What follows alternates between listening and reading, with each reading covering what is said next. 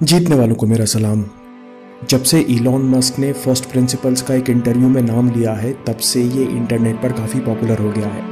First principle thinking का मतलब है साइंटिस्ट की तरह सोचना, वहाँ से सोचना जहाँ कोई अजम्पशन या कल्पना ना हो। इससे ओरिजिनल आइडिया सोचने में मदद मिलती है। लेकिन ओरिजिनल आइडिया सोच पाना इतना आसान नहीं है, क्योंकि हम लोग एनालॉजी के माध्यम से सोचने में अभ्यस्त हैं। एनालॉजी का मतलब है किसी चीज़ को समझने के लिए एक कंसेप्ट को दूसरी जगह फिट कर देना। फॉर एग्जाम्पल, हमको एक कंसेप्ट पता है कि किसी भी चीज़ के जलने से आग या हीट एनर्जी पैदा होती है। तो जब हम लोग सोचते हैं कि इंजन कैसे काम करता होगा, तो स्वाभाविक सा आइडिया आता है कि जब पेट्रोल जलता होगा, इंजन को एनर्जी मिलती होगी और वो चल पड़ता होगा।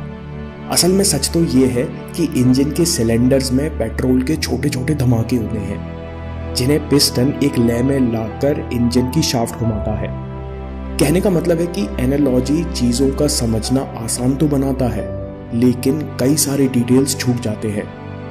इन डिटेल्स में ओरिजिनल आइडियाज और सॉल्यूशंस छुपे हैं। फर्स्ट प्रिंसिपल्स का इस्तेमाल हम लोग कॉम्प्लिकेटेड प्रॉब्लम्स छोटे छोटे हिस्सों में तोड़ने के लिए करते हैं, और मेरे हिसाब से अपनी प्रॉब्लम्स के बारे में गहराई से सोचने के लिए और सॉल्यूशंस निकालने के लिए यह बढ़िया तरीका है।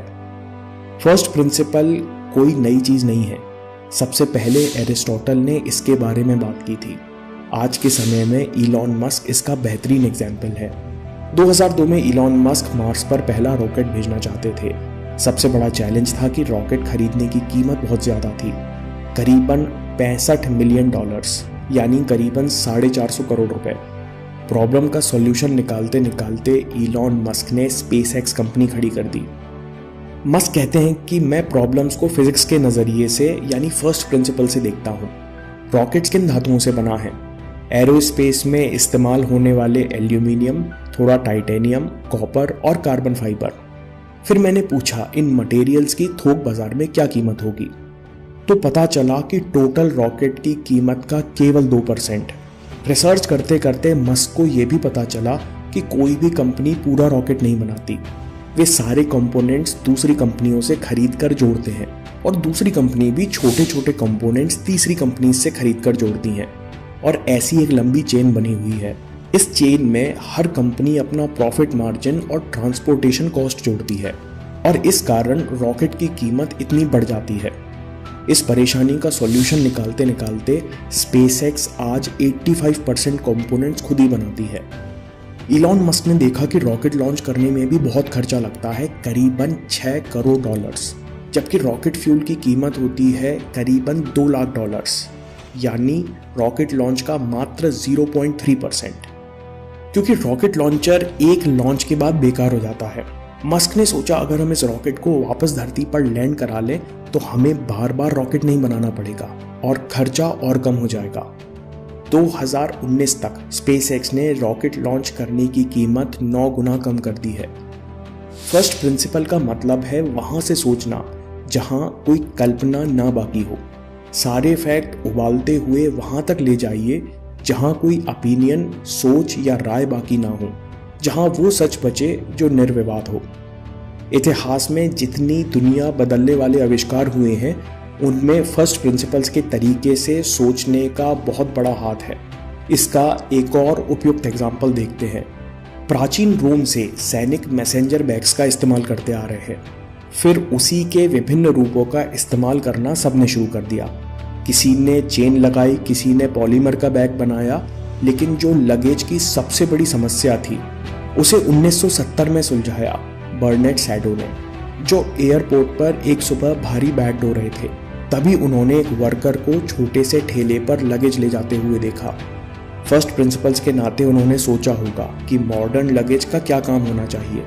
अंदर रखे हुए सामान को बचाना, हल्का होना जिससे और वजन ना बढ़े, स्टैंडर्ड साइज का होना जो ट्रेन व एयरपोर्ट के केबिन में फिट हो जाए, और ऐसा लगेज जिसे ढोना आसान हो।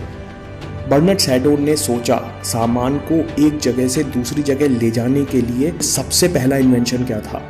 अगर बैग में पहिए लगा दिए जाएं तो ये खुद मिनी ठेले जैसा काम करेंगे और हर कोई अपना सामान खुद आराम से ले जा सकेगा। और तब रोलर लगेज का इन्वेंशन हुआ। इस एग्जाम्पल का एक और मतलब है, इंसान को रोलर सूटकेस बनाने में 2000 साल लग गए।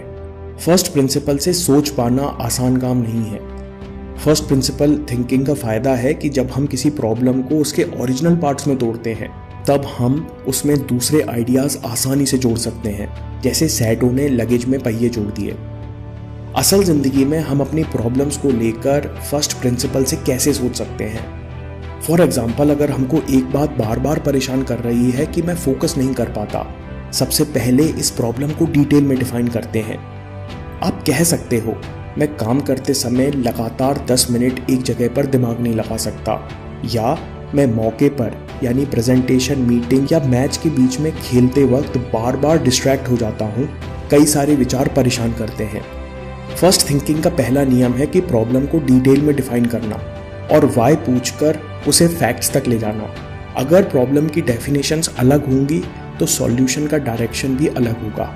पहले से शुरू करते हैं। बार बार डिस्ट्रैक्ट होने का क्या मतलब है? जब भी सोचने में प्रॉब्लम होती है या कोई प्रॉब्लम सॉल्व करने में दिक्कत होती है तो मन करता है कि ब्रेक ले लूं।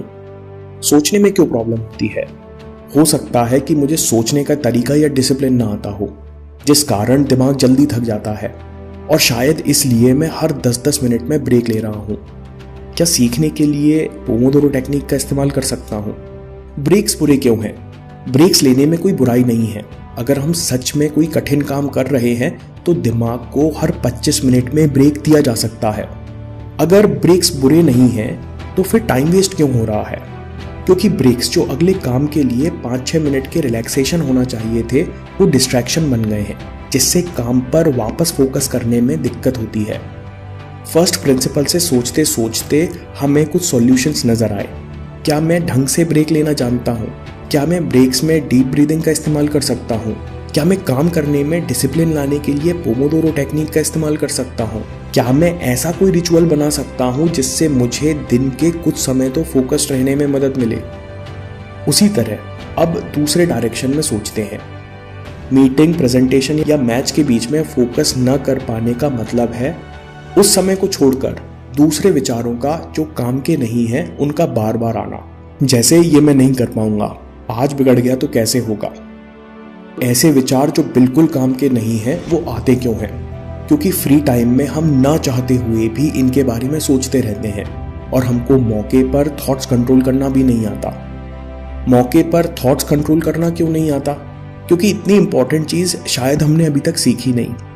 अगर मैं इन दो चीजों को कंट्रोल कर लूं तो शायद काम हो जाए। इसके लिए मुझे क्या करना होगा? मैं मेडिटेशन और विजुअलाइजेशन की मदद ले सकता हूँ। मैं योगिक ब्रीथिंग और मेंटल टफनेस रूटीन सीखकर प्रैक्टिस कर सकता हूँ। दोस्तों, ये फर्स्ट प्रिंसिपल्स का बेसिक एग्जाम्पल था।